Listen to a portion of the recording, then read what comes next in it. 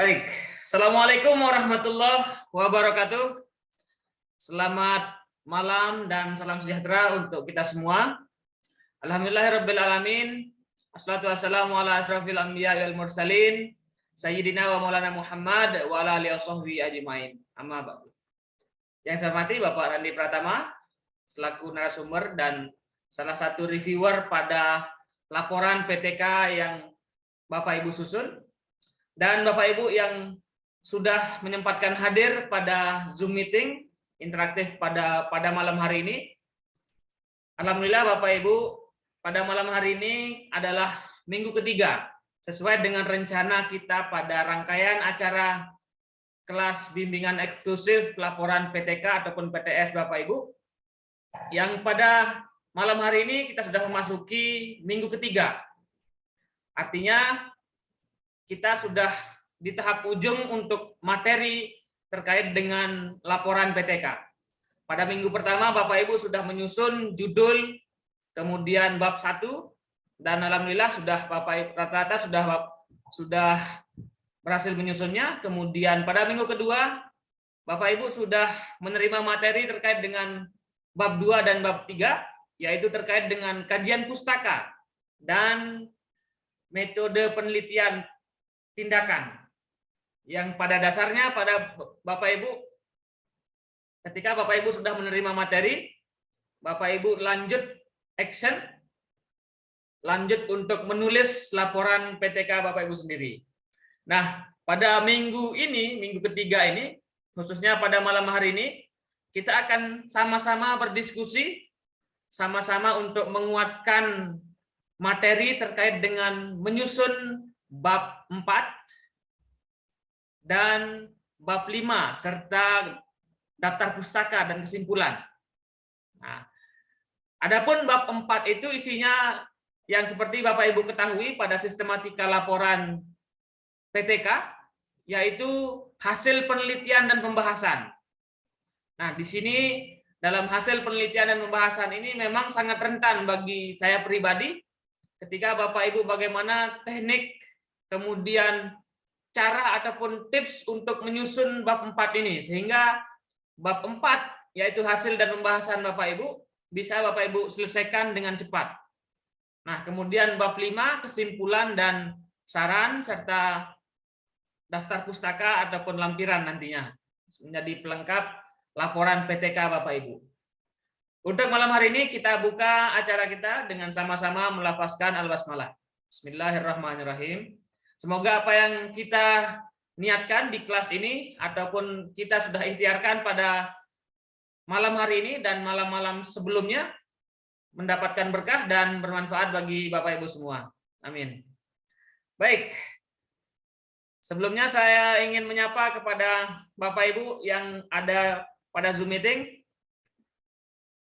Mohon untuk fokus, kemudian tidak menyebutkan hadir dan hadir di Zoom meeting agar Bapak Ibu bisa fokus, karena semua administratif, presensi dan lain sebagainya kami sudah siapkan, dan kita di sini fokus pada karya dan inovasi Bapak Ibu menulis laporan PTK. Nah, jadi Bapak Ibu yang pada malam hari ini kita akan coba untuk menyelesaikan laporan PTK Bapak Ibu. Baik, untuk kesempatan pertama, saya persilahkan kepada Bapak Randi Pratama untuk menyampaikan materi terkait dengan menyusun bab 4, yaitu hasil penelitian dan pembahasan. Kepada Pak Randi, saya persilahkan.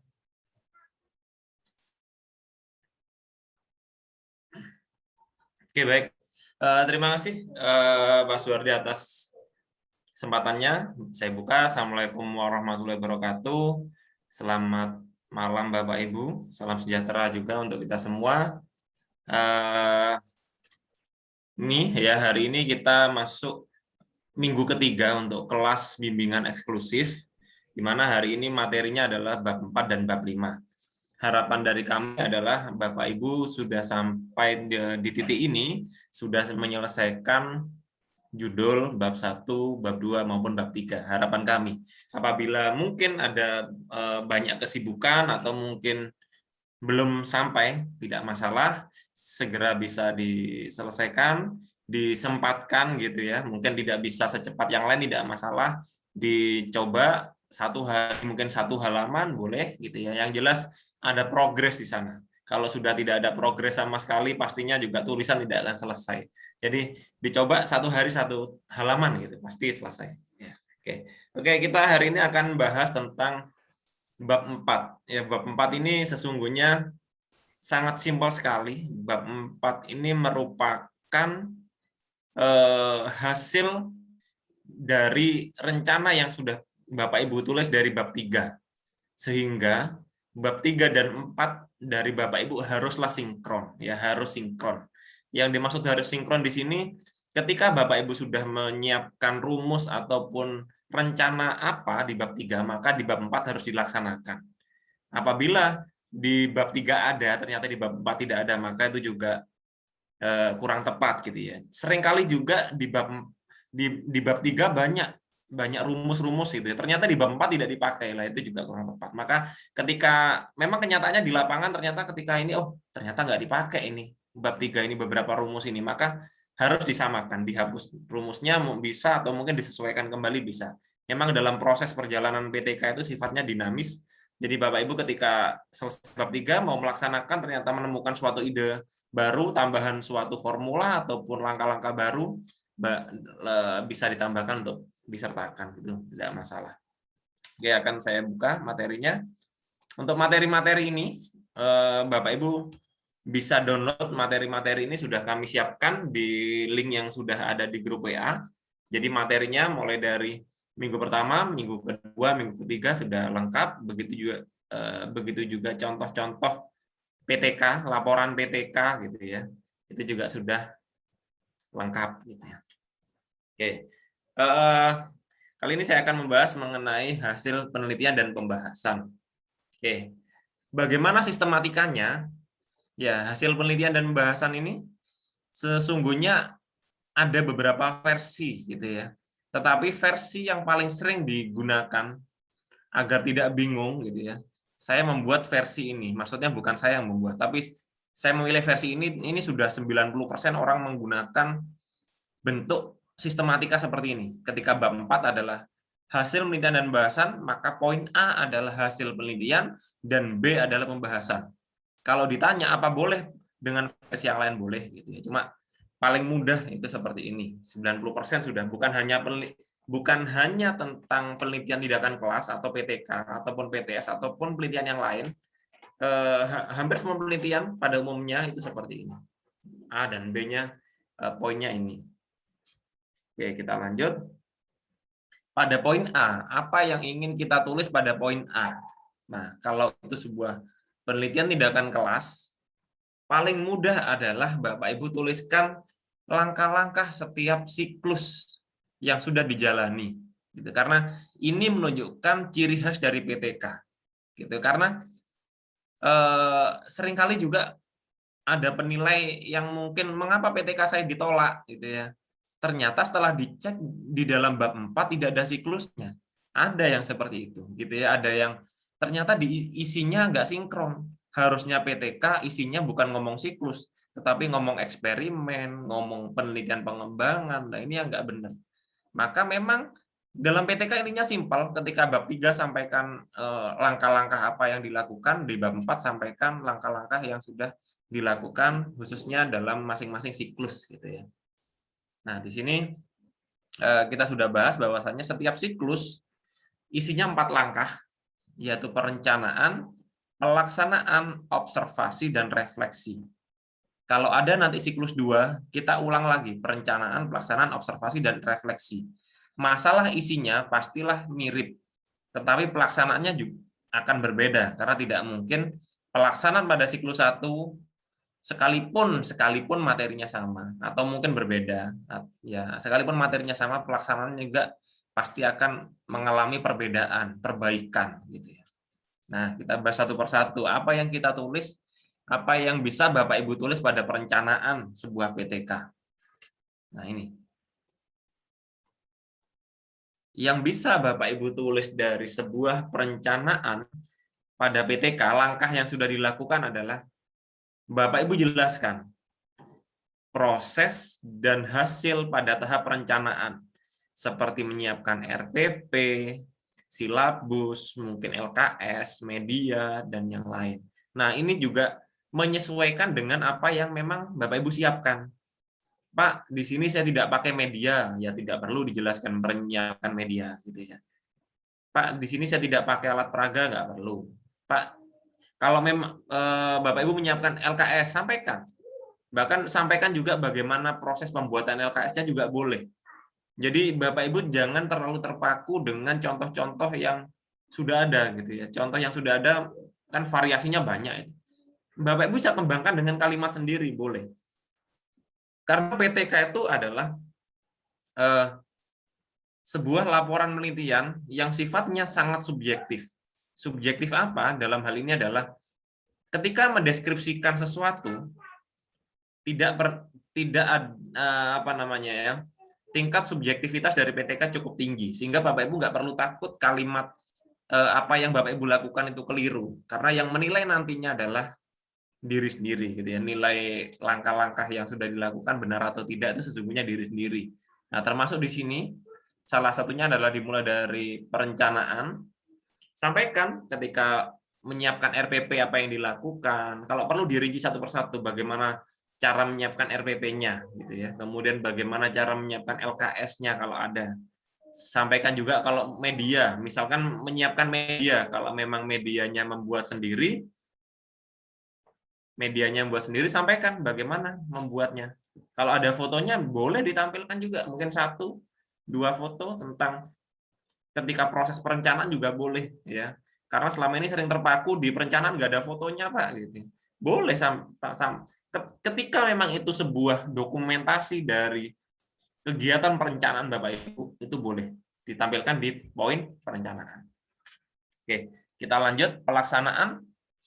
Setelah merencanakan, pastinya langsung dilaksanakan. Nah, bentar. Nah, pelaksanaan apa yang ditulis? Yaitu lebih pada deskripsi. Deskripsi ketika bab 3 menuliskan poin-poin langkah-langkah yang dilakukan hanya sebatas poin, guru seperti apa, guru membuka pembelajaran, guru membagi kelompok, kemudian guru melakukan pembimbingan misalkan, guru memberikan media, dan yang lainnya itu sifatnya rencana di bab 3. Di bab 4, Bapak Ibu harus kembangkan. Jadi bukan hanya sekedar guru membagi kelompok, guru ini, bukan. Sampaikan lebih detail lagi, gitu. Lebih detail dengan kalimat yang Bapak Ibu sendiri, gitu ya. Guru membagi kelompok menjadi, misalkan di bab 3 tulisannya guru membagi kelompok menjadi guru membagi kelompok dalam satu kelas menjadi 5 bagian, gitu ya. Nah itu untuk bab 3. Kalau bab 4 bisa dirinci lagi dengan rincian sebagai berikut. 3 kelompok terdiri dari 5 orang dan 4 kelompok. Sini sampaikan juga bahwasanya seperti ini, masing-masing ketua kelompok dipilih secara ini dan sekretaris, kemudian misalkan itu rinci boleh. Sampaikan, semakin Bapak Ibu mampu mendeskripsikan dengan baik, dengan rinci, maka PTK Bapak Ibu akan semakin nyata. Gitu. Dibaca orang, oh langkah-langkahnya memang benar-benar dilakukan dengan rinci, gitu ya, bukan hanya sekedar poin. Nah itu.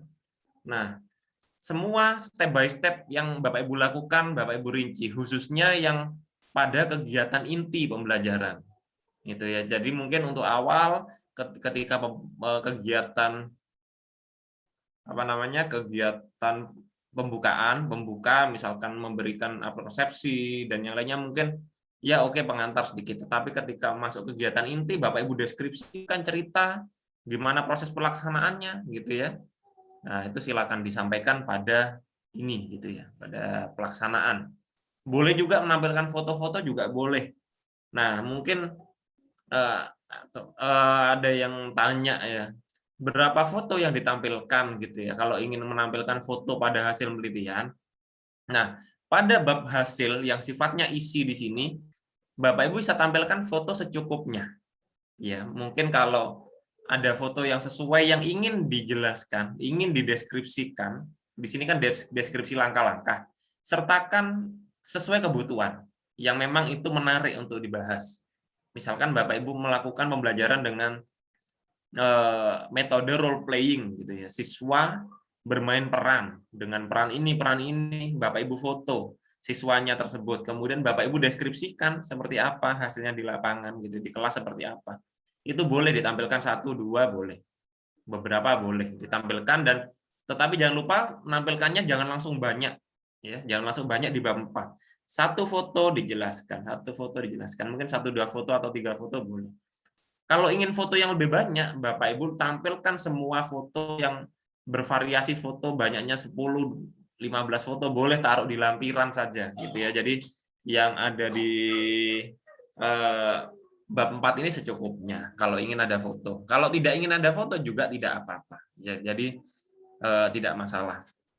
Yang jelas dengan adanya foto nanti akan membuat laporan Bapak Ibu akan lebih menarik dan lebih real untuk kata-kata ini untuk lebih dideskripsikan.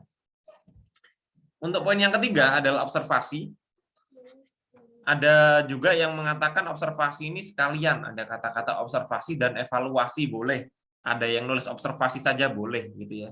Yang jelas di sini adalah guru dan observer gitu ya. Guru dalam hal ini sebagai peneliti, pengamat juga, observer juga mengamati siswa maupun guru. Di sini hasilnya apa saja gitu. Sesungguhnya di sini lebih pada menampilkan hasil yang sudah dilakukan. Kalau tadi pelaksanaan, kalau ini lebih pada hasil pengamatan. Nah, hasil pengamatannya bagaimana gitu ya. Nah, hasil pengamatan dari observer bagaimana? Itu Bapak Ibu bisa paparkan, ceritakan gitu ya. Seperti apa hasilnya? Hasil ini bisa berupa angka yang sifatnya lembar observasi, angka-angka itu direkap, dibuat tabel rekap hasil aktivitas siswa boleh gitu ya. Boleh juga tidak ada. Boleh dengan data kualitatif. Sehingga di sini saya sampaikan bahwasannya hasil observasi tidak harus berupa data kuantitatif. Karena seringkali bingung Pak bagaimana membuat hasil aktivitas siswa harus ada skornya gitu ya. Nah, itu seringkali terjebak dengan itu. Ya, sesungguhnya data dalam penelitian itu macamnya ada 2 Bapak Ibu, ada kualitatif, kuantitatif. Termasuk dalam PTK sama. Kalau ingin skor aktivitas siswa, ingin dengan data kuantitatif ada centang 5, centang 4, centang berapa nanti di rata-rata, boleh. Silakan. Kalau tidak ingin seperti itu, Bapak Ibu juga boleh dengan data kualitatif. Misalkan catatan lapangan dari observer. Ya, catatan lapangan siswa seperti apa secara keseluruhan atau mungkin setiap kelompok itu boleh. Nah, catatan lapangan itu juga boleh di screenshot atau di foto ditampilkan pada bab observasi ini boleh. Cuma kenyataannya jarang yang berani nulis gitu ya. Cuma kita terpaku masih dengan data angka terus. Padahal nggak masalah, padahal itu justru yang bagus juga karena sesuatu lebih gampang dideskripsikan justru dari tulisan catatan tangan tadi daripada angka yang sebatas skor ya. Ya, kalau ingin lebih lengkap ya keduanya. Gabungan antara data kuantitatif, angka-angka dan juga data kualitatif. Nah, oke. Next. Yang berikutnya adalah refleksi. Nah, refleksi ini adalah merupakan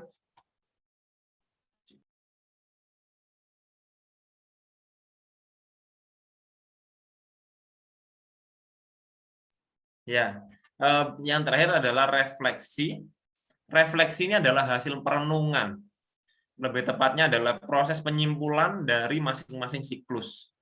Ya, di sini Bapak Ibu mulai menganalisis data hasil observasinya, skor misalkan kalau ada skor hasil belajar misalkan atau skor aktivitas ataupun yang lain silakan disimpulkan di sini. Nah, setelah Bapak Ibu analisis dan disimpulkan, Bapak Ibu lakukan apa yang harus dilakukan pada langkah selanjutnya. Nah, ini adalah direfleksi. Kalau siklus 1, ya, refleksi pada siklus 1 memang harus ada namanya suatu perbaikan yang diharuskan menuju siklus 2.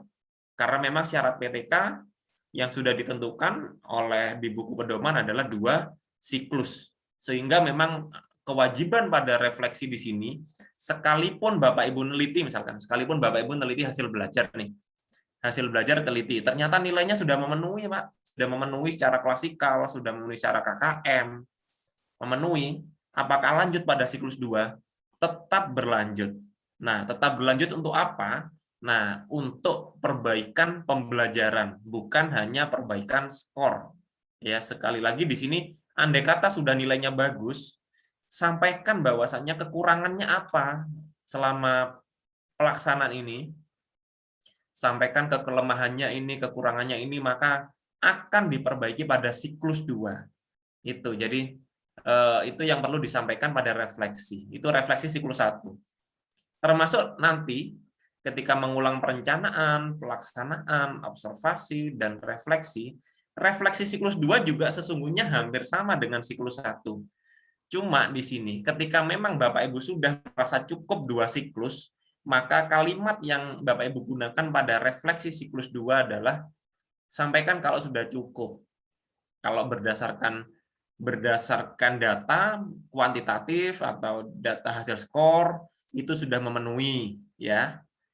Berdasarkan proses pembelajaran dan observasi, siswa cukup aktif, antusias, sampaikan sesuatu yang sifatnya untuk menutup siklus. Jangan sampai pada siklus 2 Bapak Ibu ketika refleksi masih menyampaikan banyak PR.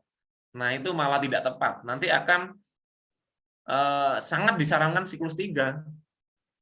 Jadi itu. Jadi kalimat yang digunakan ketika refleksi siklus 1 adalah perbaikan apa yang harus dilakukan pada siklus 2.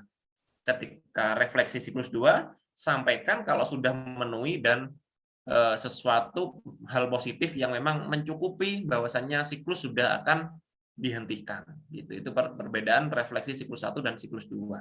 Kecuali Bapak Ibu ingin membuat 3 siklus. Monggo, saya tidak memaksa Bapak Ibu ingin buat 1 siklus, 2 siklus, 3 siklus, dan selanjutnya. Monggo, tetapi untuk efektivitas, saya sangat menyarankan cukup 2 siklus saja Bapak Ibu. Daripada terlalu banyak, nanti terlalu tebal, juga tidak efektif laporannya. 2 siklus itu sudah pas, sudah cukup gitu ya. Nah, oke, kita lanjut ya.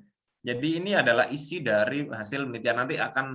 Kita nanti lebih banyak diskusinya di akhir kegiatan ini, sehingga Bapak Ibu yang mungkin belum paham atau mungkin punya ide sesuatu bisa disampaikan tentang hasil penelitian ini. Nah, itu hasil penelitian.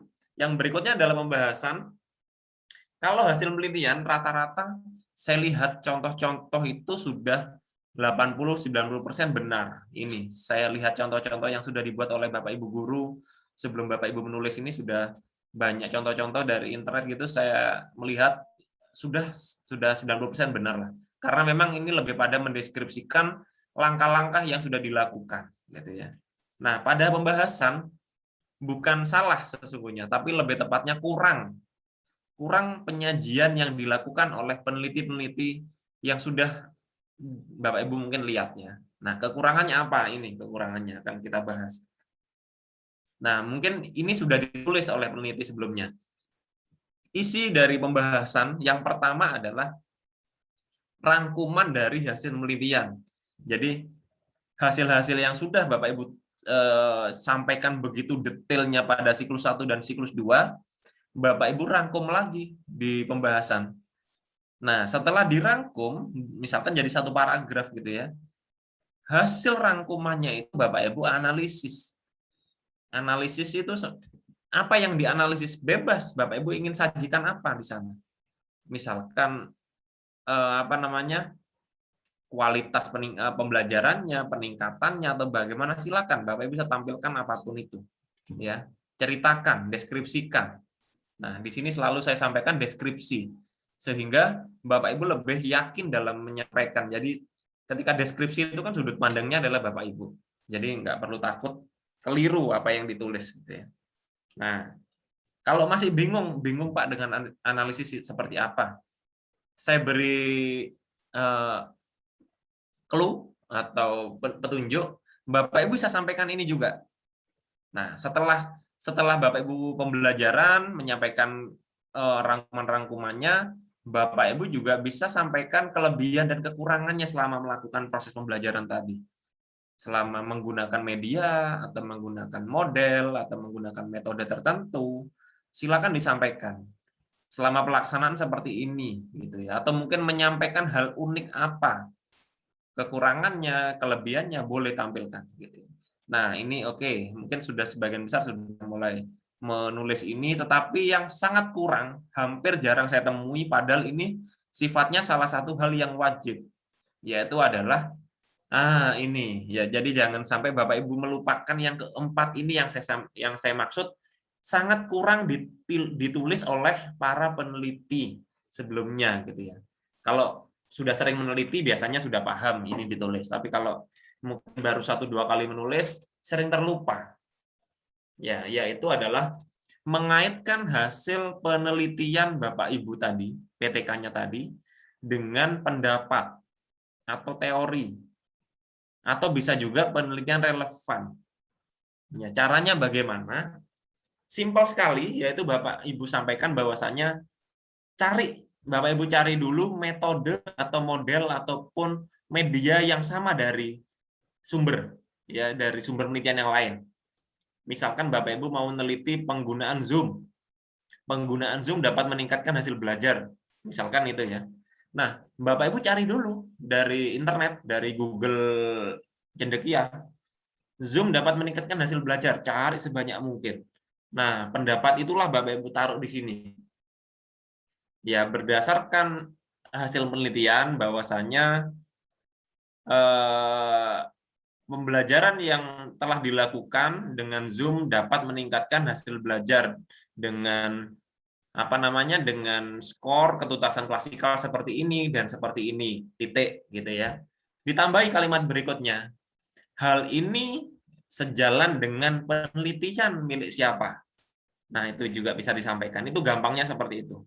Sehingga maksudnya apa kok seperti itu? Maksudnya adalah sesuatu yang Bapak Ibu tulis, Bapak Ibu teliti, itu sesungguhnya sudah ada sebelumnya. Meskipun tidak sama persis, tetapi bukan berarti menjelekkan Bapak Ibu, bukan. Tetapi lebih pada menguatkan justru. Bapak Ibu nggak perlu takut ada judul yang mirip. Justru yang mirip itu nanti akan menguatkan penelitian Bapak Ibu. Gitu ya. Menguatkan bahwasannya penelitian Bapak Ibu sudah pada track yang benar. Sudah pada jalur yang benar. Kalau orang lain berhasil, ada orang lain berhasil, orang lain berhasil lagi, orang lain berhasil lagi, Bapak Ibu juga berhasil, maka sama jalurnya. Yang aneh adalah ketika mungkin orang lain banyak yang melenceng nih dengan metode ini, ternyata Bapak Ibu berhasil. Nah, itu juga harus dikaji lebih dalam gitu ya. Nanti itu di penelitian yang lain biasanya seperti itu. Kalau PTK lebih pada orang ini berhasil, maka saya juga berhasil, maka penelitian yang Bapak Ibu lakukan pada jalur yang sama dengan orang tersebut gitu. Jadi maksudnya itu. Nah, teori di sini boleh dari buku, boleh dari buku online, boleh dari artikel jurnal juga sangat disarankan gitu ya. Nah, berapa penelitian yang Bapak Ibu ingin masukkan di sini? Monggo, boleh ya, berapapun itu. Bisa 2, 3, 4, 5 gitu ya. Semakin banyak semakin baik gitu. Jangan sampai tidak ada sama sekali penelitian yang menunjang hasil Bapak Ibu. Ya, jangan sampai tidak ada sama sekali gitu ya. Nah, mungkin itu nanti akan lebih banyak diskusi ya dari materi hasilan pembahasan. Pastinya ini ketika Bapak Ibu sudah proses melakukan penelitian, itu biasanya akan banyak yang ingin ditanyakan. Tetapi kalau Bapak Ibu baru sampai menulis proposal bab 1, 2, 3 dan belum melakukan penelitian, biasanya masih bingung mau nulis apa gitu ya. Nah, tapi boleh juga silakan ingin bertanya apa, nanti kita akan diskusi bersama di 30 menit terakhir gitu. Mungkin itu dari saya kembalikan lagi ke Pak Suhardi. Assalamualaikum warahmatullahi wabarakatuh. Waalaikumsalam warahmatullahi wabarakatuh. Terima kasih Pak Randi atas penyajian materinya terkait dengan isi ataupun tips dari Bapak Ibu menyusun bab 4, yaitu hasil dan pembahasan. Dan mudah-mudahan pada malam hari ini sudah ada gambaran dari judul sudah, kemudian bab 1, bab 2, bab 3, dan bab 4. Bapak Ibu sudah ada gambaran, kemudian sudah ada petunjuk yang Bapak Ibu bisa ikuti. Nah, mumpung masih seger gitu ya, masih anget gitu kan. Jangan sampai apa yang Bapak Ibu dapatkan ini sudah dingin baru Bapak Ibu lakukan gitu. Karena ada beberapa Bapak Ibu yang sudah menerima materi sampai bab 4, 5, kemudian tapi masih belum buat apa-apa gitu. Jadi harapan saya yang sangat besar adalah ketika Bapak Ibu sudah menerima materi, langsung dibuat gitu. Kemudian dikonsultasikan kepada kami sehingga tidak ditunda-tunda. Sekarang materinya sudah dapat, kemudian besok deh minggu depan saya susun ataupun bulan depan. Nah, itu kebanyakan pengalaman kita agak enggan ataupun males nanti kalau udah kita tunda-tunda. Itu dari saya Bapak Ibu. Kemudian kita coba lanjutkan ke bab 5 sedikit sama daftar pustaka. Saya share screen.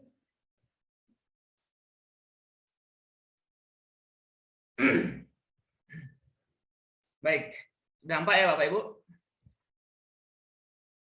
Nah, pada bab 5 Bapak Ibu, bukan isinya ini. Mohon maaf salah sedikit terkait dengan ini bab 5.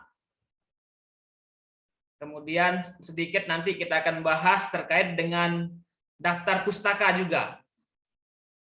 Supaya tidak salah persepsi. Ya. Bab 5 itu seperti yang Bapak Ibu ketahui terkait dengan kesimpulan ataupun kesimpulan dan saran biasanya di sistematika yang Bapak Ibu tulis dan biasa Bapak Ibu akan menyimpulkan kemudian memberikan saran kepada pihak-pihak terkait dengan hasil penelitian Bapak Ibu. Oke. Nah, namun sebelumnya saya ingin buka terlebih dahulu terkait dengan apa yang Bapak Ibu lakukan pada kegiatan kali ini, yaitu terkait dengan menulis.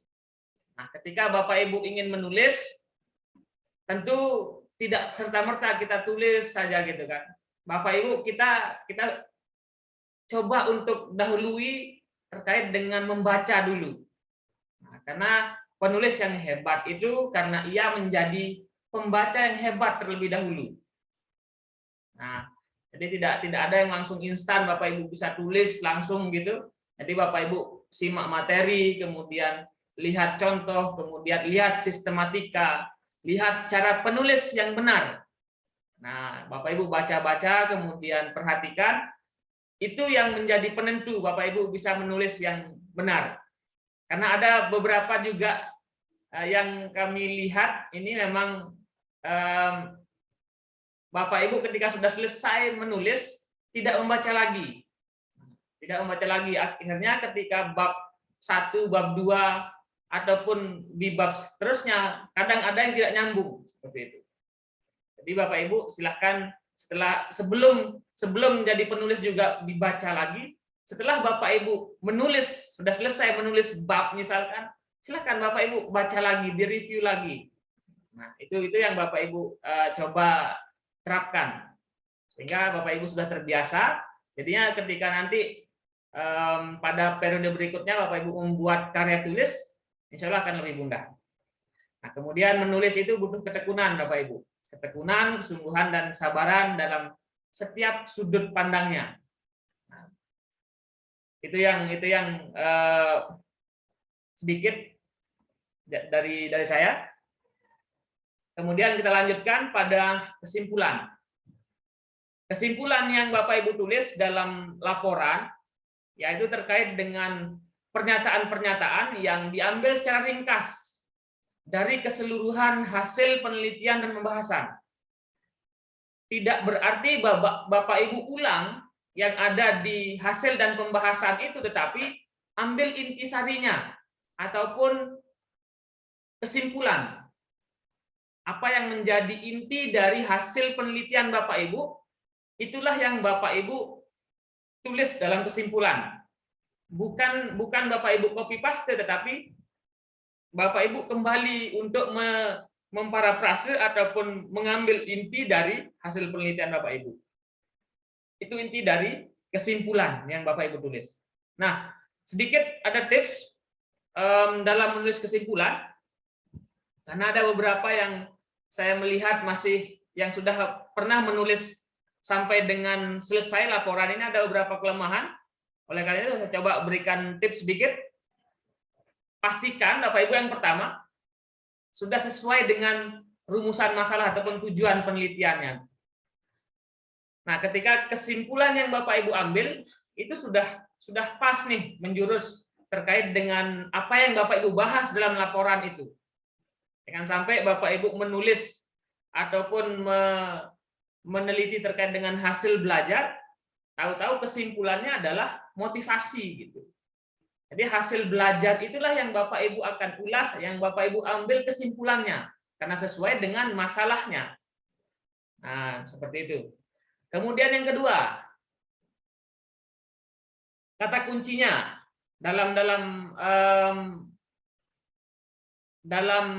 kesimpulan itu ada kata-kata kunci yang menjadi inti yang Bapak Ibu ambil, seperti Bapak Ibu misalkan judulnya adalah hasil belajar ataupun penerapan media Zoom untuk meningkatkan hasil belajar. Tentu yang Bapak Ibu akan tulis pada kalimat kesimpulan adalah terkait dengan Zoom meeting itu dan hasil belajar itu. Kemudian cukup 1 atau 2 paragraf saja Bapak Ibu. Jadi tidak perlu panjang sampai 1-2 lembar dalam kesimpulan yang Bapak Ibu tulis, tetapi cukup 1-2 paragraf saja yang menjadi inti dari hasil penelitian tindakan kelas Bapak Ibu. Nah, kemudian yang keempat, data-data yang sifatnya angka dapat diterjemahkan dalam bentuk deskripsi ataupun kata yang disajikan secukupnya. Jadi angka-angka yang banyak Bapak Ibu dapatkan pada hasil penelitian itu diterjemahkan ataupun diambil intisarinya, apa maksud dari kata-kata yang mungkin ada yang lebih besar, lebih berpengaruh, lebih kecil, dan lain sebagainya. Satu lagi Bapak Ibu, mungkin tidak tertulis di PowerPoint ini, dalam kesimpulan tidak ada kutipan. Nah, karena kemarin saja saya lihat ada beberapa laporan Bapak Ibu yang sudah menulis sampai bab 5 ataupun kesimpulan itu, ada yang menyantumkan kutipan. Itu tidak benar Bapak Ibu ya. Jadi kesimpulan itu adalah kesimpulan dari peneliti itu sendiri. Tidak akan Ibu banding-bandingkan lagi dengan teori ataupun hasil penelitian yang lain. Nah, tadi ketika Bapak Ibu ingin membandingkan itu ditaruh di pembahasan. Tetapi kalau dalam kesimpulan dari peneliti itu sendiri. Oke. Nah, kemudian saran itu biasanya untuk siapa misalkan, ataupun kita sebagai peneliti kan sudah mendapatkan nih hasil yang kita olah, kita dapatkan secara ilmiah, dan kita sudah susun dengan sistematis yang tentunya dalam PTK itu kita akan menjawab sebuah permasalahan ataupun yang kita akan terapkan sehingga bisa meningkatkan sesuatu. Nah, sehingga ketika Bapak Ibu dapat sebuah hasil, tentu hasil itu Bapak Ibu bisa rekomendasikan ke siapa? Apakah ke kepala sekolah, apakah ke siswa, ataukah ke guru sejawat dan lain sebagainya. Apa sarannya? Saran itu Bapak Ibu, ketika Bapak Ibu menulis saran dalam bab 5 itu, silahkan ditulis secukupnya, umumnya 1 paragraf yang terdiri dari 2-3 kalimat. Misalkan untuk guru gitu kan, untuk guru matematika misalkan, hasil penelitian ini Bapak Ibu guru bisa jadikan acuan dalam pembelajaran sehingga dapat meningkatkan hasil belajar siswa misalkan seperti itu. Kemudian untuk siapa lagi? Siswa, apakah kepala sekolah ataupun dinas dan lain sebagainya. Silakan diberikan saran. Kemudian dapat diaplikasikan Jadi saran yang Bapak Ibu berikan itu harapannya dapat diaplikasikan dengan segera. Jadi tidak berbentuk abstrak yang mungkin sulit akan dilakukan oleh orang lain. Oke, kemudian menggunakan kata-kata harapan yang dasarnya memang saran ini bertujuan untuk memperbaiki artikel yang ataupun yang laporan yang Bapak Ibu susun. Mungkin untuk peneliti lain misalkan ataupun penelitian tindakan yang lain ketika nanti akan diteliti kembali, itu harapannya apa? Mungkin ada kekurangan dalam artikel Bapak ataupun laporan Bapak Ibu, itu bisa diberikan saran ataupun pada bab 5 itu untuk peneliti lain. Nah, yang pada dasarnya saya rasa kalau kesimpulan dan saran ini biasanya Bapak Ibu sudah hampir 90% sudah benar. Yang krusial yang selama ini kami lihat itu ada pada bab 1, kemudian ada pada bab 4 di pembahasan. Yang paling banyak kita lihat itu masih kurang. Jadi silahkan coba untuk ditulis dengan baik dan segera dikonsultasikan. Kemudian di daftar pustaka. Nah, daftar pustaka ini Bapak Ibu, ini yang mungkin hampir semua penulis pemula, kalau mungkin sudah terbiasa ataupun sudah tahu teorinya, insya Allah bisa. Tetapi kita nih sebagai pemula, saya pun masih pemula Bapak Ibu, dan tidak ada yang langsung profesional, tetapi ketika Bapak Ibu sudah tahu teorinya dan caranya, itu silahkan diterapkan. Jangan kita hanya sekedar mengetahui tapi malas kita terapkan seperti itu. Daftar pustaka yang Bapak Ibu tulis, nah ini adalah berupa rujukan yang Bapak Ibu tulis, apakah dari buku ataupun jurnal yang ada dalam teks Bapak Ibu, itu yang Bapak Ibu tulis pada daftar pustaka. Oke, misalkan Bapak Ibu mengutip satu buku gitu. Nah, sumbernya harus ada pada teksnya dan juga ada dalam daftar pustaka. Jangan sampai yang bagian kedua, pastikan sinkron. Sinkron itu artinya ada dalam teks dan pada daftar pustakanya. Kadang banyak yang saya temukan di daftar pustaka tidak ada, tahu-tahu di naskahnya ataupun di teksnya muncul. Dan sebaliknya, di teksnya ada kutipan, tetapi di daftar pustakanya tidak ada. Jadi 10 kutipan yang Bapak Ibu ambil dalam, ataupun yang Bapak Ibu tulis dalam naskahnya, dalam laporan PTK-nya, wajib juga 10 jumlahnya yang ada pada daftar pustaka. Jangan sampai ada 1 ataupun 2 yang seperti penyusup gitu, tidak ada di salah satu, apakah di teks ataupun di daftar pustakanya. Oke. Nah, ini sedikit kesalahan yang sering terjadi. Mudah-mudahan Bapak Ibu bisa memperhatikan ini. Karena ketika Bapak Ibu menulis yang dinamakan dengan laporan ilmiah, laporan penelitian ilmiah, itu akan dicek nantinya. Jangan sampai ini yang menjadi salah satu alasan ditolak nanti laporan PTK Bapak Ibu. Ini daftar pustakanya banyak sekali ini, tapi di naskahnya nggak ada satupun yang dikutip seperti itu. Nah, yang pertama diisi laporannya. Menurut Soehardi seperti itu. Ada di Soehardi di teksnya yang seperti yang saya sebutkan tadi, tetapi di daftar pustakanya tidak ada sumber yang menyebutkan bahwa ada Soehardi ini. Nah, itu yang menjadi permasalahan. Kemudian yang sebaliknya, di laporannya tidak ada, tetapi di daftar pustakanya ada. Nah, Soehardi 2015 misalkan di kutipan. Soehardi dalam kurung 2015 menyatakan bahwa pendidikan adalah bla bla bla bla. Ternyata ketika kita cek di daftar pustakanya tidak ada. Nah, itu yang jadi permasalahannya. Nah, ini Bapak Ibu yang teknik mengutip seperti yang dijelaskan pada bab 2 kajian pustaka, akan saya coba ulang sedikit terkait dengan cara mengutip. Nah, ini yang salah Bapak Ibu. Yang salah yang mungkin sering kita lakukan yang kurang baik. Misalkan yang pertama di naskahnya menurut Muhammad Soehardi. Nah, ini yang keliru. Kelirunya bagian apa ini Bapak Ibu? Nah, kelirunya adalah cukup tuliskan yang nama belakangnya saja. Menurut Soehardi 2015. Misalkan nama aslinya adalah Atta Soeharto. Jadi cukup menurut Soeharto 2015. Oke. Kemudian menyantumkan gelar dan lain sebagainya itu tidak perlu di kutipan. Menurut doktor, profesor dan lain sebagainya itu tidak perlu. Kemudian ada menurut Soehardi 2015 dalam jurnal yang berjudul bla bla bla bla atau dalam bukunya yang berjudul. Nah, itu tidak perlu Bapak Ibu. Cukup Bapak Ibu tampilkan menurut Soehardi 2015 kemudian pendapatnya apa. Oke. Nah, ini yang Bapak Ibu cara dalam mengutip.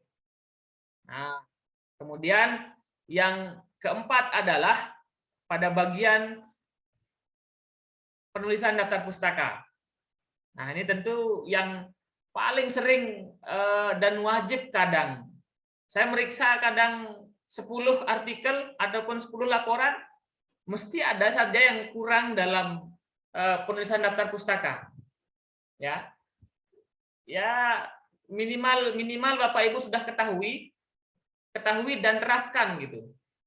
Terapkan bagaimana teorinya dalam Bapak Ibu menulis daftar pustaka yang benar.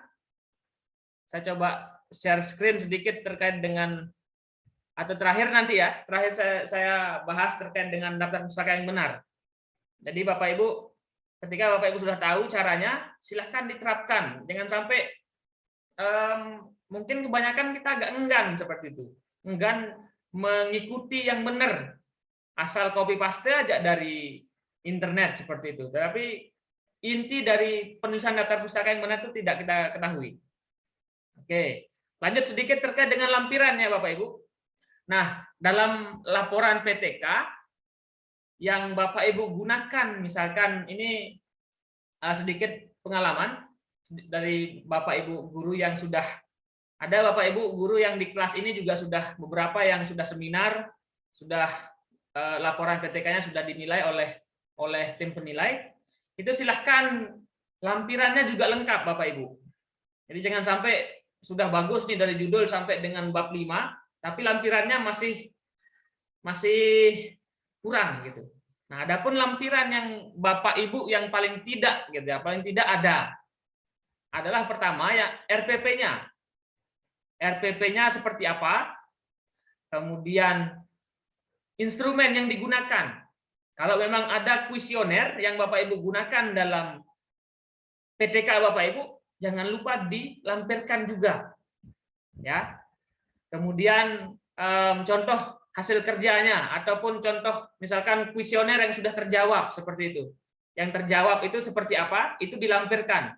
Karena sudah ada instrumennya, kemudian lampirkan juga bagaimana sampel hasil dari instrumen yang Bapak Ibu yang sudah diisi.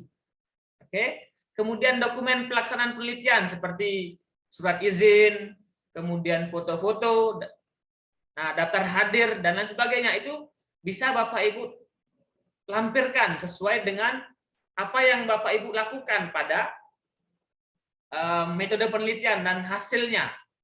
Nah, jika memang Bapak Ibu melakukannya dua kali pertemuan misalkan dalam satu siklus, ya dua daftar hadirnya seperti itu supaya lengkap gitu kan dan terasa meyakinkan. Jika memang sudah semua komplit data-data tersebut, kemudian lampirannya juga sudah komplit, tidak ada alasan laporan PTK Bapak Ibu ditolak ataupun laporan PTS Bapak Ibu ditolak. Ditolaknya karena itu di naskahnya sudah lengkap gitu kan. Kemudian lampirannya tidak ada ataupun kurang. Itu biasanya disuruh perbaiki sedikit. Ataupun seperti tadi, di naskahnya banyak kutipan, di daftar pustakanya sedikit seperti itu. Itu hal-hal yang kecil tetapi bisa jadi alasan buat ditolak seperti itu kan. Karena biasanya seperti ini Bapak Ibu, sifatnya para reviewer ataupun penilai itu nggak pengen repot gitu ya. Kalau sudah nyata, sudah rupanya dilihat, ya sudah dicoret saja, diberikan masukan, selesai seperti itu. Jadi nggak mau repot akan banyak melihat laporan Bapak Ibu. Ketika sudah dilihat daftar pustakanya sudah oke gitu kan, judulnya sudah oke, sumber-sumbernya sudah oke, lampirannya ada, nggak perlu mungkin kita penilai itu akan membaca satu persatu. Karena pada bagian inti-inti itulah yang para penilai ataupun reviewer itu lihat. Nah, ketika judulnya sudah bagus, daftar pustakanya sudah oke, kemudian kutipan dan daftar pustakanya sudah sinkron, lampirannya sudah ada, sudah nggak akan kita lihat bagaimana pendahuluan, bagaimana metode penelitian. Kadang kita nggak lihat itu, yang penting ada bagian inti saja sudah oke. Nah, ACC gitu. Seperti itu Bapak Ibu. Sedikit saya tampilkan daftar pustaka cara penulisan daftar pustaka yang benar. Agar clear kita pada malam hari ini.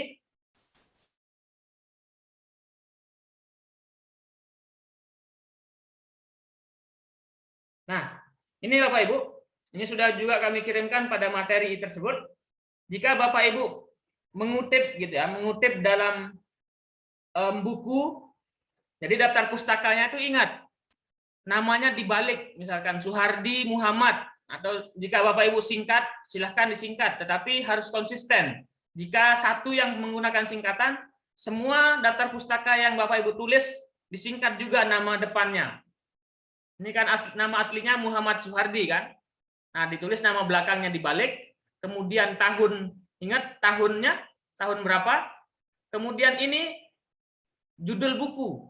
Judul bukunya itu di italik ataupun di miring gitu, di sini, di italik ini.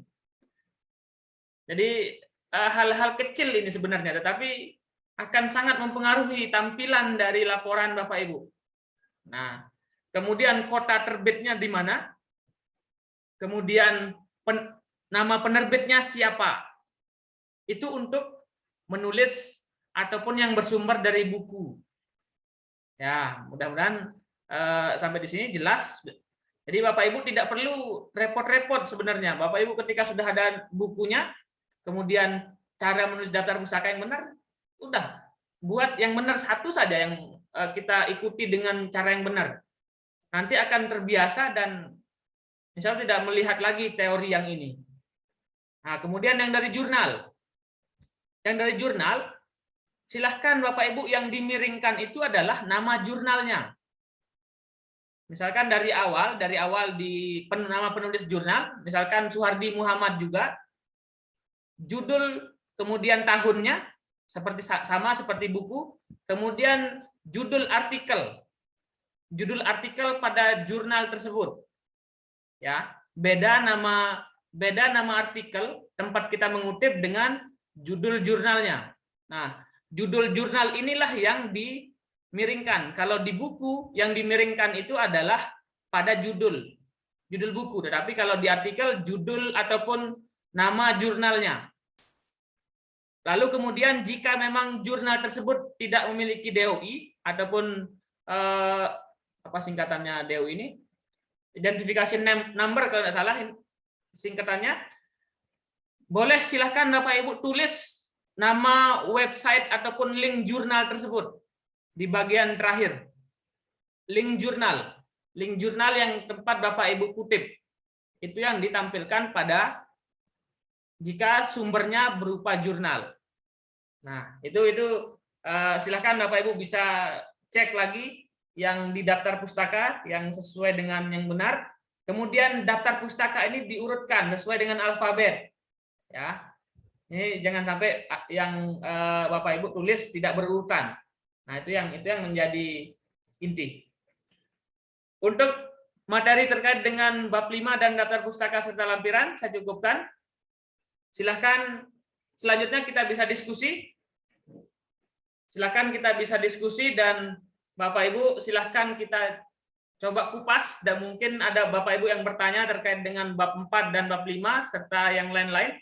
Bisa juga Bapak Ibu tanyakan terkait dengan dari awal. Misalkan apa yang Bapak Ibu tidak pahami ataupun apa yang masih kurang dalam pengetahuan kita dalam menulis PTK. Kurang lebih kita masih ada waktu 30 menit untuk diskusi. Silahkan jika masih ada yang ingin di-sharing pada malam hari ini, keluarkan saja apa letak kesulitan ataupun letak Bapak Ibu kurang memahami dalam menulis laporan PTK.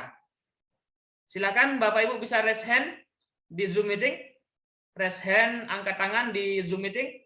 Kemudian Bapak Ibu bisa menuliskan pertanyaannya juga di kolom chat. Insya Allah akan kita bahas pada malam hari ini. Silakan Pak Ato Soeharto. Ini sepertinya Pak Ato ini udah selesai nih menulis laporan dan jurnalnya. Bisa dihidupkan mic-nya? Oke, sudah dihidupkan Pak. Apa suara saya bisa terdengar baik? Sudah. Baik, terima kasih Pak Randi dan Pak Hardi. Ada 3 hal yang ingin saya sampaikan terkait dengan PTK ini. Yang pertama, andai kata, sebetulnya yang sudah saya alami kemarin itu tidak mengalami karena memang saya konsisten dengan menggunakan instrumen yang sama. Andai kata dalam perjalanan siklus 1, kemudian ditemukan hal-hal yang sifatnya baru, apakah dibolehkan instrumennya dilakukan revisi pada siklus yang kedua, sehingga pengamatannya berbeda. Satu itu ya Pak.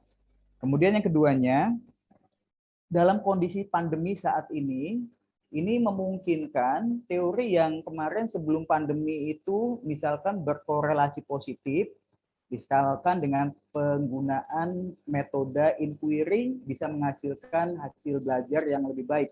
Tetapi metode inquiry dalam pandemi ini tidak bisa diterapkan dengan baik, sehingga pada saat saya menerapkan metode inquiry, tiba-tiba hasil belajarnya malah jeblok gitu. Mungkin nggak hasil belajar yang saya teliti, hasilnya itu dengan metode tertentu itu berbanding terbalik seperti peneliti-peneliti sebelumnya gitu. Kemudian yang ketiganya Pak Hardi, bahwa ini kami di lapangan ini kadang-kadang dilema ya Pak, terus terang saja. Dibuat PTK yang sebaik mungkin, sempurna, kadang-kadang oleh tim viewer itu dicurigai sebagai hasil karya orang lain dalam tim penilaian kredit ini.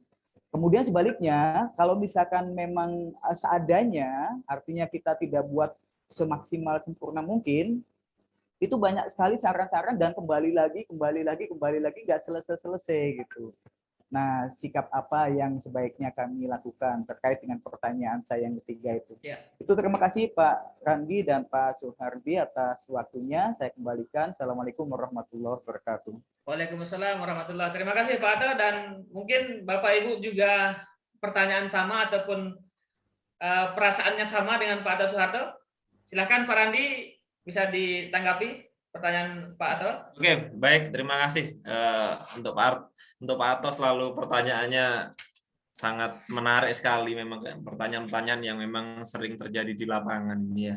Yang pertama adalah apakah instrumen pada perjalanan boleh diubah gitu ya, khususnya ketika siklus 1 menuju siklus 2.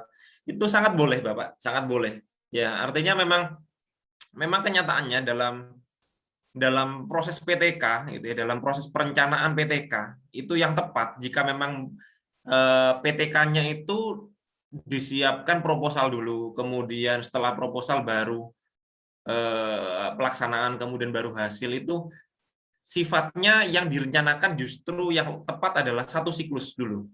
Itu yang paling tepat. Kenapa 1 siklus dulu? Karena siklus 2 adalah siklus perbaikan yang sesungguhnya kita belum tahu mau perbaikan seperti apa. Itu sebenarnya yang tepat seperti itu. Kenyataannya kan memang tidak ada namanya seminar proposal ya, kecuali memang skripsi gitu kan. Yang ada di PTK adalah seminar hasil gitu, yang nanti akan diseminasi hasil, itu adanya itu. Kalau dalam seminar PTK, seminar proposal PTK tidak, yang proposal gitu ya. Sehingga memang yang direncanakan benar-benar direncanakan adalah siklus 1 dan siklus 2 proses pembuatan instrumen lengkap semua siklus 2 adalah setelah selesai siklus 1, sesungguhnya yang tepat itu. Sehingga ketika siklus 1 terjadi kekurangan, siklus 2 boleh perubahan RPP misalkan. RPP-nya ada beberapa langkah-langkah yang diubah. Misalkan tetap melakukan metode problem based learning nih. Sama-sama RPP siklus 1 dan siklus 2 sama-sama problem based learning. Tetapi langkah-langkah yang dilakukan berbeda. Bukan berbeda, tetapi lebih pada perbaikan langkah-langkah gitu. Boleh, sangat boleh sekali Bapak. Jadi memang itulah bedanya PTK dengan penelitian yang lain. Kalau penelitian yang lain direncanakan semua dari awal, kalau PTK satu siklus dulu direncanakan, ada perbaikan, kita buat rencana lagi. Makanya ada istilah perencanaan siklus 2. Ada perencanaan siklus 1, perencanaan siklus 2. Maka perencanaan siklus 2 adalah merencanakan kembali semua instrumen, semua media berdasarkan perbaikan siklus 1. Nah, itu ya Bapak. Itu yang pertama. Yang kedua adalah apa mungkin gitu ya semua berhasil gitu ya dengan metode ini. Punya saya mencoba tidak berhasil. Mungkin sekali. Seperti yang Pak Arto sampaikan sangat benar sekali. Benar sekali memang ketika Bapak Ibu mungkin di masa pandemi menggunakan metode yang sifatnya lebih pada untuk pembelajaran klasikal di ruang kelas, ketika Bapak Ibu terapkan di secara daring, memang berdampak tidak cocok. Gitu sangat wajar sekali. Maka pemilihan metode sangat-sangat disarankan harus peneliti benar-benar memilih, benar-benar menganalisis dulu ketepatan metodenya. Itu tidak asal mencoba. Misalkan gini, Bapak Ibu sudah pasti mengenal istilahnya metode number head together, yaitu kan hampir semua guru paham. Apakah number head together Bapak Ibu bisa lakukan secara daring? Ya jelas susah, gitu kan. Dan jangan dipaksa, gitu ya.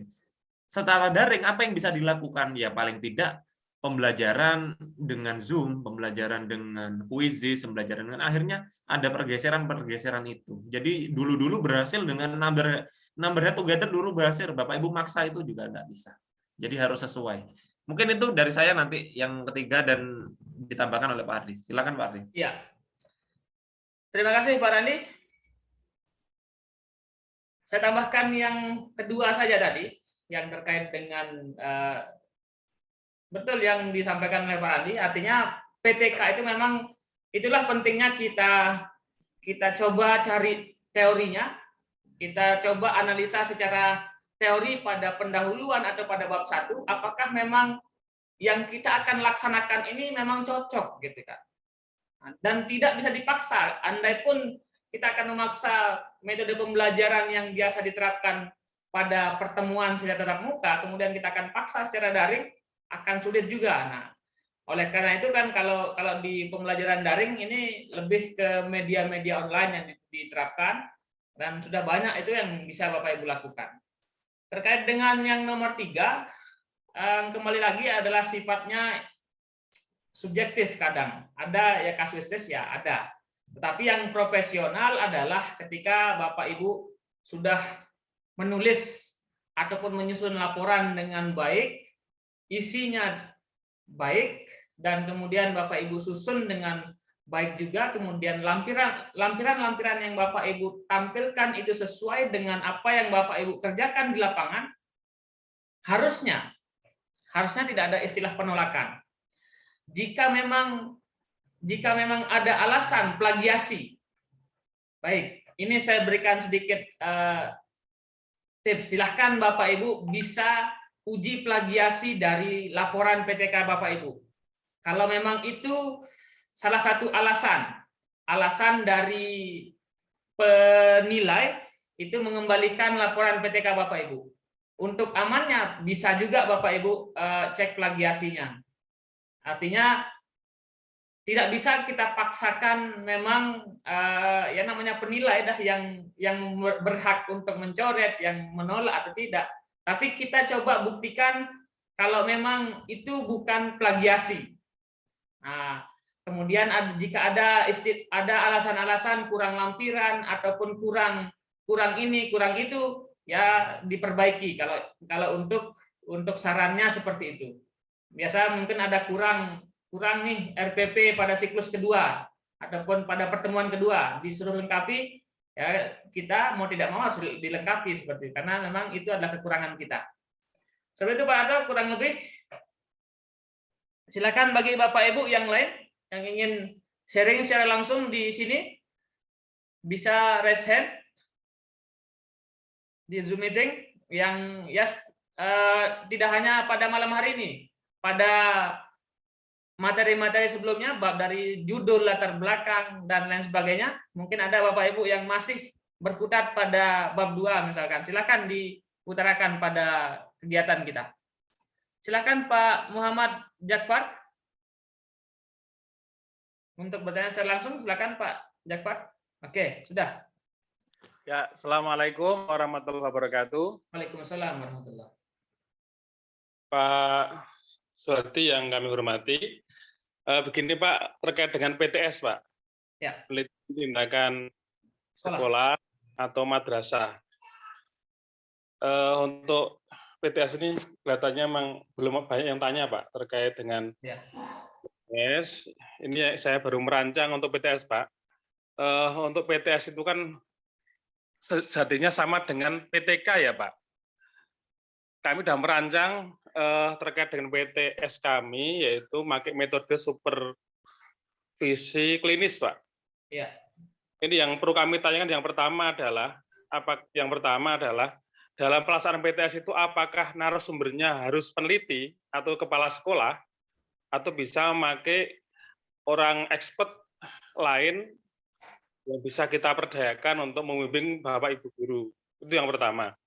Yang kedua, setiap siklus itu kan 2 pertemuan. Artinya kalau 2 siklus, paling tidak kita mengadakan pembinaan itu 4 pertemuan, Pak. Ya. Pertanyaannya adalah, apakah dibolehkan, karena saya menggunakan supervisi klinis, setiap siklusnya saya isi 1, kita berikan pembinaan secara masif untuk semua Bapak Ibu guru. Yang kedua, klinis adalah terkait dengan kesulitan masing-masing kita dampingi sehingga bisa meningkat kompetensinya. Begitu Pak, apakah harus semua dihadirkan, misalkan satu siklusnya adalah kita buat 2 pertemuan, apakah harus kita sebagai narasumber itu menghadirkan semuanya, atau satu saja pertemuan secara umum, kemudian yang pertemuan keduanya itu cukup beberapa guru yang memang butuh pendampingan. Demikian Pak Zoni, terima kasih. Wassalamualaikum. Waalaikumsalam warahmatullahi. Terima kasih atas pertanyaan Pak Jakfar. Silakan Pak Randi untuk ditanggapi terkait dengan pertanyaan Pak Jakfar tadi. Baik, terima kasih Pak Pertanyaan Jakfar atas pertanyaannya. Ya, oke, mungkin ini tentang PTS ya, PTS atau penelitian tindakan sekolah gitu ya. Pada dasarnya penelitian tindakan sekolah dan juga penelitian tindakan kelas atau penelitian tindakan yang lain sifatnya sama, yaitu adanya siklus dan seseorang tersebut yang melakukan penelitiannya, beliaulah atau orang tersebutlah yang menjadi instrumen kunci, gitu ya, instrumen kunci. Apakah boleh mendatangkan narasumber lain? Sangat boleh sekali Bapak. Tetapi jangan lupa bahwasannya ketika ini sebuah penelitian tindakan, maka penelitilah atau Bapaklah yang menjadi instrumen utamanya. Gitu. Jangan sampai dengan adanya narasumber itu dilepas.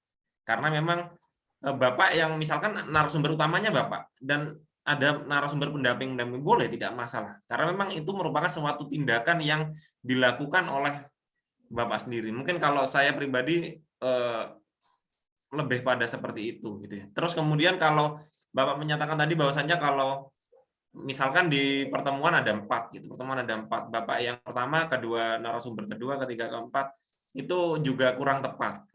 Artinya kalau memang kita sebagai instrumen kunci, maka agar istilahnya dapat diukur, maka sesuatu yang sifatnya seperti itu harus tetap.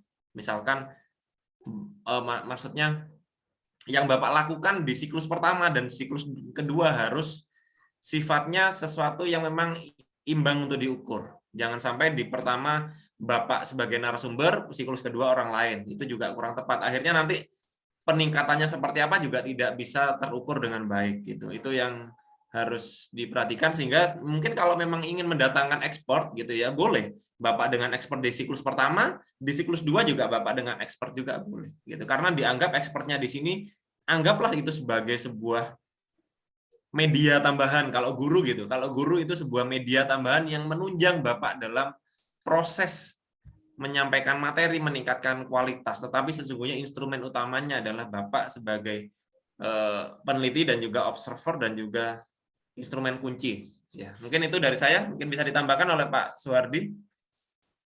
Saya cukup Pak Randi terkait dengan Ya. Mungkin ada tanggapan Pak Jafar?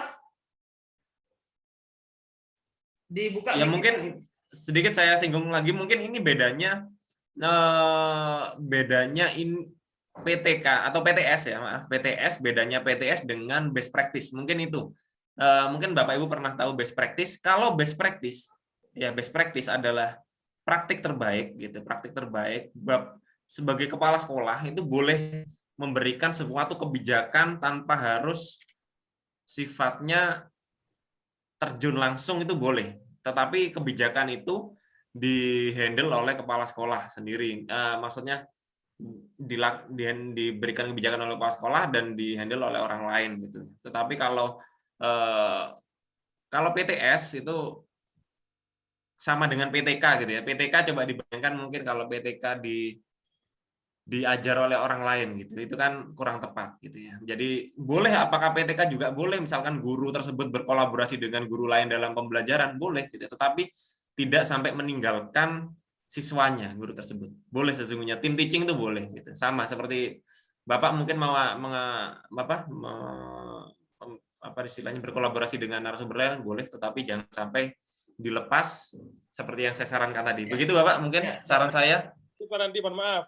Yang pertanyaan yang kedua Pak Randi terkait Ya. dengan metode saya kan super clean Pak, supervisi Ya. dan artinya dalam pertemuan pembinaan itu yang pertama saya masuk memang memberikan materi penjelasan, yang untuk pertemuan keduanya saya hanya mengundang atau mensampling beberapa guru terkait dengan kegiatan yang kita berikan. Apakah dibolehkan Pak? Apa juga dihitung sebagai bentuk pertemuan? Tadi kan tiap siklusnya kan ada dua pertemuan. Ya. Satu, kita kumpulkan semuanya, Bapak Ibu Guru. Yang kedua adalah kita pendampingan terbatas Pak, beberapa guru kita kalau memang ada kesulitan kita bantu begitu. Apakah dibolehkan Pak dihitung sebagai pertemuan kedua Bapak? Ya, ya, Bu. Iya, kalau dari kasus tersebut menurut saya boleh karena memang yang penting direncanakan gitu ya. Ketika siklus pertama Bapak lakukan materi A, itu anggaplah itu materi B gitu ya. Anggaplah materi B. Jadi pertemuan pertama materi A, pertemuan kedua materi B. Maka jika itu dirasa tidak baik, kurang baik, maka Bapak melakukan siklus kedua kan. Siklus kedua, maka dengan langkah yang sama dengan siklus 1, materi seperti ini lagi dan juga pendampingan lagi, sehingga nanti dengan teknik yang diperbaiki gitu. Jadi boleh Bapak, boleh seperti itu. Tetapi ya itu tadi, ketika menuju siklus 2, kembalikan lagi dengan konsep atau materi yang sama seperti siklus 1, tetapi ada langkah-langkah perbaikan di sana. Gitu. Ada langkah-langkah perbaikan di sana. Itu dari saya udah jelas Pak Ano. Silakan Bu Sri Purwanti yang sudah raise hand di Zoom meeting. Dibuka speakernya Bu Sri. Oh, masih connecting audio. Nah, mungkin jaringan. Ya, silakan di audionya. Itu sudah. Dibuka mic-nya. Oke, sudah. Silakan Bu Sri. Terima kasih. Saya ingin bertanya mengenai lampiran pekerjaan siswa. Itu jumlahnya berapa per pertemuan? Apakah boleh hanya 3 pekerjaan siswa saja? Bisa diulang Bu, agak kecil suaranya? Ya, sudah menangkap saya Pak Ardi. Oh, Mungkin ada tambahan Bu Sri selain itu, selain Itu saja. pertanyaan itu? Ini PTK saya kan mengenai menulis cerpen. Jadi apakah tulisan siswa hanya 3 saja boleh gitu? Ya, sudah itu aja pertanyaannya atau tambah yang lain? Itu saja. Sudah, terima kasih oke. Bu Agak Sri turun atas di kami. ya. Mungkin masih Sudah ditangkap tadi Pak Randi? Ya, Oh, baik. pertanyaannya adalah dari Bu Sri adalah mungkin lebih pada berapa lampiran gitu ya. Lampiran maksudnya pekerjaan yang ingin dilampirkan itu berapa gitu ya. Dilampirkan itu berapa? Berapa pekerjaan atau berapa tes yang ingin dilampirkan? Di sini untuk PTK tidak ada aturan berapa banyak lampiran yang harus, maksudnya khususnya pekerjaan siswa ya, berapa banyak lampiran dari siswa yang harus dilampirkan. Dan juga tidak perlu semua Bapak Ibu. Misalkan siswanya 50, maka tidak perlu 50 dilampirkan gitu. Umumnya, ini umumnya aja saya sampaikan, umumnya yang tepat, bukan yang tepat, yang sering agar mencakup keseluruhan adalah Bapak Ibu tampilkan satu yang terbaik dan satu yang paling kurang baik. Nah, itu sudah sangat mewakili, atau mungkin 3 boleh. 1 nilai tinggi, 1 nilai sedang, 1 nilai rendah, gitu boleh. Jadi itu sifatnya bukan untuk bukti keseluruhan, tapi paling tidak dengan adanya lampiran itu, pembaca akan yakin kalau memang benar-benar praktek ini sudah dilaksanakan. Itu salah satu buktinya. Gitu. Jadi tidak perlu dilampirkan semua, 2 aja cukup. Ya, 2 aja cukup. Ini 2 lampiran, 2 nilai tertinggi dan nilai terendah biasanya itu disarankan oleh salah satu universitas seperti itu di PTK-nya gitu. Oke, sudah jelas sepertinya Pak Randi yang terkait dengan lampiran. Kita lanjut di chatting Pak Randi. Jika memang tidak ada yang ingin bertanya saya langsung raise hand. Saya ambil pertanyaan di Bu Nurhani di Merauke. Sudah melakukan penelitian siklus pertama, apakah datanya langsung diolah? Ya, silakan Ibu Nurhani, jika memang sudah melakukan penelitian pada siklus pertama, itu Bapak Ibu langsung bisa diolah ataupun di berapa nilainya ataupun hasil dari siklus pertamanya, sehingga itu akan menjadi dasar Bapak Ibu nanti akan menuju ke siklus kedua dengan perbaikan-perbaikan yang ada. Itu. Kemudian dari Ibu Evi, Pak Randi, saya action PTMT pertemuan ternyata tidak hadir semua. Ya, artinya ini kasusnya Bu Evi akan melihat terkait dengan keaktifan siswa. Tentu kalau dengan variabelnya itu, misalkan Bu Evi rencananya di kelasnya itu ada 36 siswa. Ternyata ada yang tidak hadir. Nah, itu adalah menjadi catatan nanti pada pertemuan ataupun siklus berikutnya, itulah yang akan diperbaiki bagaimana caranya agar siswa tersebut bisa aktif, kemudian hadir semua dan lain sebagainya.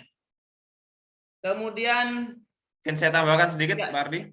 Silakan Pak Ardi. Ya, mungkin saran saya kepada Bu Evi, ketika ingin melihat berapa persentase keaktifan siswa, misalkan persentase keaktifan siswa dengan angka, maka pembaginya jangan 36, tetapi pembaginya adalah banyak siswa yang hadir. Gitu ya, sehingga andai kata memang siswanya hadir 34, 33 gitu ya, maka nanti pembaginya 33. Jadi ketika 33 siswa itu aktif, maka siswa itu dianggap satu kelas aktif. Jangan sampai yang hadir 30 pembaginya 36. Akhirnya siswanya dianggap tidak aktif padahal memang yang hadir 30 gitu. Mungkin itu pembaginya nanti bisa gunakan pembagi yang hadir aja untuk keaktifan yang sifatnya kuantitatif. Karena itu memang untuk keaktifan Bapak Ibu bukan hanya lihat dari segi skor. Bapak Ibu juga lihat dari segi kualitatif. Bagaimana kondisi fakta di lapangan, dideskripsikan saja. Seperti ini, siswanya antusias dan yang lainnya digambarkan. Ya, karena PTK itu sesungguhnya lebih banyak gambaran daripada angka gitu sesungguhnya ya. Sekalipun ada angka, data penunjang. Ya, gitu. Ya. Silakan dilanjutkan Pak Ardi mungkin. Kemudian dari izin bertanya, apakah seminar PTK saat ini harus daring? Jadi tidak, kalau seminar ataupun diseminasi tidak harus Bapak Ibu. Silakan jika memang kondisinya masih bisa tatap muka, atau kalau daring ya silakan seminar secara daring. Kemudian terkait dengan syarat-syaratnya bisa Bapak Ibu buka di pedoman PK guru, itu ada ketentuan untuk seminar PTK yang terkait dengan berapa jumlah peserta dan audiensnya. Kemudian ada jurnal khusus PTK. Silakan untuk yang jurnal, kami lengkap untuk jurnal khusus PTK. Silakan Bapak Ibu, nanti ketika Bapak Ibu sudah selesai menulis laporan, Bapak Ibu bisa susun artikelnya untuk dimuat di jurnal ilmiah. Kemudian dalam lampiran tertulis surat pernyataan dari Kepsek mengenai berita acara seminar, maksudnya bagaimana? Artinya dalam lampiran itu ada izin Bapak Ibu melakukan seminar, kemudian berita acara bahwa pada saat itu telah dilaksanakan seminar yang pada dasarnya itu harus ada pada lampiran dalam PTK Bapak Ibu. Jika Bapak Ibu masih kesulitan, nanti saya akan coba kirimkan lampiran-lampiran yang format-format lampiran yang ada pada PTK Ibu Sulasmi. Kemudian bagaimana cara menulis daftar pustaka kalau penulisnya 2 orang? Ya, nanti akan saya kirimkan Bapak Ibu ada cara untuk menuliskan yang 1, 2, dan 3 dan seterusnya. Itu tidak perlu banyak Bapak Ibu kita berteori, tapi lihat saja oh seperti ini caranya gitu. Sama seperti yang misalkan Suhardi dan kawan-kawan gitu, itu di atas 3 penulis. Kalau di bawah 3 ditulis Suhardi, Randi, kemudian Jafar misalkan. Itu nanti akan saya kirimkan dokumennya. Silakan Pak Randi jika ada yang ingin dibahas di chatting group. Mungkin sedikit saya tambahkan ya tentang apabila Bapak Ibu ini kaitannya dengan seminar PTK, kemudian kaitannya dengan penilai yang lainnya ya. Di sini saya dan Bapak Suhardi merupakan dosen ya, bukan penilai gitu ya. Tetapi nanti kebetulan di awal bulan depan, di awal bulan November ini ya, tidak sampai 2 minggu lagi ini kita akan mendatangkan penilai Dupak ya, mendatangkan penilai Dupak di kelas penyusunan Dupak. Nanti silakan Bapak Ibu ditanyakan secara rinci kepada penilai tersebut syaratnya seperti ini, atau mungkin ketika di buku pedoman tidak ada, maka sebenarnya acuannya adalah buku pedoman, tetapi kadang di buku pedoman tidak ada keterangan rinci nih. Misalkan berapa jumlah minimal peserta itu ada di buku pedoman. Misalkan ya saya nggak tahu, misalkan ada berapa puluh, kemudian ada minimal dari kalau tidak salah 3 sekolah gitu ya, dari 3 sekolah yang berbeda gitu. Cuma nanti bisa lihat sendiri Bapak Ibu di pedomannya. Nah, ada teknis-teknis yang mungkin tidak ada di buku pedoman. Nah, itu silakan nanti bisa ditanyakan di kelas penyusunan Dupak awal November. Nanti kita datangkan penilai Dupak Kabupaten. Ya, sehingga nanti sesuatu yang masih ganjel, oh apakah ya PTK saya seperti ini kurang pas atau gimana, tanyakan langsung kepada penilainya. Itu nanti akan biar pas gitu ya. Kemudian sedikit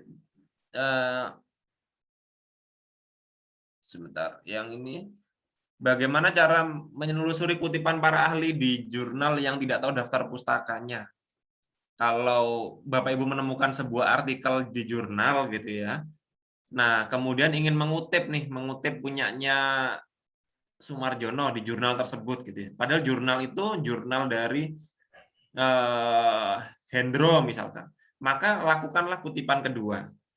Jadi menurut Sumarjono dalam Hendro itu bisa, dengan teknik seperti itu bisa kutipan dalam gitu ya. Nanti Bapak Ibu lihat contoh-contohnya yang ada di internet, kutipan ini dalam ini gitu, nanti bisa dengan teknik seperti itu gitu ya. Nanti itu salah satunya. Nah yang terakhir ini ada pertanyaan baru masuk dari Bu Avita. Pak, bagaimana kalau PTK sudah diseminarkan tetapi judul supaya diganti tidak menggunakan motivasi tapi hanya peningkatan hasil belajar saja? Bagaimana saya membuat laporannya? Apakah harus diganti tetapi untuk seminarnya judul pakai itu yang lama? Nah, ini yang seminar di sini sebagai seminar apa gitu ya. Kalau secara administrasi masih memungkinkan untuk diganti, silakan gitu ya. Kami sendiri tidak memahami aturan administrasinya. Sekiranya masih bisa diganti, silakan. Seperti halnya skripsi, Bapak Ibu. Skripsi ketika seminar, setelah seminar apakah boleh judulnya diganti? Masih boleh. Misalkan ketika diberi saran oleh dosen menguji, dosen pembimbing kan masih ada perubahan-perubahan yang harus diganti. Itu boleh gitu ya. Cuma kalau dalam hal ini saya juga kurang paham, seminar hasil kah atau seminar proposal, nyoba nanti dipastikan dulu kepada administrasinya masih memungkinkan untuk diganti apa tidak. Kalau memang mungkin silakan bisa boleh diganti. Kalau memang apalagi kalau memang belum membuat laporannya lah, ini saya bingung, belum membuat laporannya, mungkin seminar proposal atau apa ya, ini yang harus dipastikan dulu gitu ya. Kalau seminar hasil kan sudah ada laporannya. Oke, mungkin itu sudah semua Kayaknya sepertinya. sudah habis di chatting ini, Pak Randi. Silakan satu pertanyaan jika memang tidak ada, karena memang waktu kita sudah pukul 20.30 lebih. Sekalian saya tutup, ada pertanyaan ini terkait dengan Pak AA Bagus. Mohon maaf, secara garis besar penjelasan ataupun materi yang kita sudah sampaikan sudah diterima dan dipahami dengan baik, tapi kadang pada perjalanannya ada rasa malas seperti itu. Mohon solusinya biar kita tetap semangat seperti itu. Itu pertanyaan dari Pak Bagus, dan untuk semua Bapak Ibu, dan sekaligus untuk mengakhiri pertemuan kita di pertemuan ketiga di Zoom meeting ini. Pada dasarnya Bapak Ibu, ya, dan saya yakin kita semua pernah mengalami. Saya pun di titik ini juga pasti kita manusiawi, istilahnya malas, kemudian ada rasa-rasa yang seperti itu. Nah, saran saya Bapak Ibu, ketika Bapak Ibu sudah menerima materi, dipahami, langsung dibuat. Jangan sedikit sekali-kali untuk menunda. Apakah Bapak Ibu menunda sehari nanti, tunda dulu dah, akan jadi 2 hari, seminggu, sebulan, lama-lama nggak kerjakan seperti itu. Makanya kami berikan waktu deadline kemarin, yang kami coba untuk memberikan stimulus 1 minggu, judul dan bab 1. Silahkan dibuat, kemudian dikonsultasikan di grup. Nah, seperti itu. Kemudian minggu kedua, bab 2 dan bab 3. Kemudian sekarang ini bab 4 dan sampai dengan lampiran. Nah, itulah Bapak Ibu yang kami sudah coba lakukan. Kemudian kami minta untuk Bapak Ibu upload di grup hasil-hasilnya. Biasanya kalau kita sudah melihat teman sudah upload, nah kita agak panas gitu kan, wah saya harus cepat ini, teman-teman saya yang lain sudah ngupload semua nih di grup, saya kok belum gitu. Itu salah satu stimulus yang kami lakukan agar Bapak Ibu tetap semangat. Nah, itu juga kami juga di bulan, ada yang pelatihan bulan lalu, kami juga tetap mengundang setiap bulan. Kami undang kembali untuk berdiskusi seperti ini. Ada forum-forum diskusi seperti ini sehingga tetap kita semangat. Ketika Bapak Ibu tidak ada forum yang Bapak Ibu ajak diskusi, kadang memang tidak semangat lagi. Makanya kami hampir setiap bulan mengadakan, kemudian yang belum selesai pada bulan, ada yang di bulan September, Agustus itu kami undang lagi. Saking pengennya saya semangatkan Bapak Ibu, kemudian saya berikan stimulus biar bagaimana caranya biar Bapak Ibu bisa cepat jadi. Tapi ya nggak mungkin juga kami buatkan seperti itu. Dengan berharap untuk kami buatkan seperti itu. Silakan Bapak Ibu buat pelan-pelan saja. Jadi artinya nggak bisa Bapak Ibu buat laporan itu dalam satu malam, 1 minggu sekaligus. Jadi dicicil Bapak Ibu, cicil dari judul, dari bab 1. Judul sama bab 1 dah dulu. Jangan berharap bisa Bapak Ibu kerjakan dalam 1 kebut semalam seperti itu. Ujung-ujungnya nanti copy paste. Jadinya ya silahkan Bapak Ibu, kami sudah berikan fasilitasnya, berikan sarana untuk diskusi, Zoom meeting hampir setiap minggu kita lakukan. Jadi tidak ada alasan Bapak Ibu untuk tidak semangat, dan kami standby di sini untuk membimbing dan mengkoreksi laporan Bapak Ibu, sehingga nanti laporan Bapak Ibu bisa dengan oke dilihat oleh penilai seperti itu. Silakan terakhir Pak Andi, jika ada yang ingin sampaikan sebelum kami tutup. Baik, terima kasih ya. Pesan dari saya adalah saya yakin dari Bapak Ibu yang ikut kelas ini adalah Bapak Ibu yang semangat dalam belajar dan berkarya gitu ya, dalam belajar dan berkarya. Kenapa seperti itu? Andai kata Bapak Ibu tidak semangat dalam belajar dan berkarya, dan khususnya dalam proses penulisan, saya yakin tidak ikut kelas ini. Saya yakin Bapak Ibu sudah siapkan uang untuk meminta orang untuk membuatkan PTK. Sudah banyak kan yang kayak gitu ya, mungkin bayar 2 juta gitu buat PTK. Itu saya rasa aduh sudah orang yang tidak mau berkembang. Padahal kalau mau berkembang buat PTK itu mudah sekali. Nanti kalau sudah Bapak Ibu PTK-nya selesai, oh ternyata cuma gini gitu ya. Ya cuma gini, gampang sekali gitu ya. Eman sekali ya membuang uang 2 juta untuk membuatkan orang lain gitu. Padahal kita menulis sendiri bisa, bukan hanya sekedar menulis, tapi mendapatkan ilmu yang terus bermanfaat di usia berapapun Bapak Ibu. Ketika Bapak Ibu belajar lagi, mencari ilmu lagi, itulah pahala.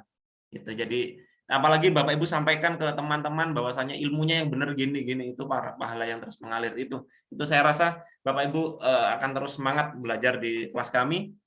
Bapak Ibu nggak perlu khawatir, kegiatan andai kata sudah selesai Zoom kali ini, kami tetap membimbing Bapak Ibu sampai tuntas, sekalipun bulan depan selesai ataupun 2 bulan lagi boleh, 3 bulan lagi boleh, tetap kami bimbing, tidak perlu registrasi kembali.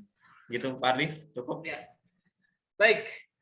Karena sudah menunjukkan pukul 20:40. Jadi materi kami sudah berikan semua, dari materi minggu pertama, dari judul sampai dengan malam hari ini. Maka untuk Zoom meeting kami akan akhiri pada pertemuan yang ketiga ini. Tetapi untuk bimbingan Bapak Ibu, silahkan Bapak Ibu bisa di grup, bisa japri kami. Tetapi sarannya adalah di grup, agar teman-teman yang lain, kalau kita sudah upload gitu, yang lain juga termotivasi seperti itu. Wah, saya harus cepat nih.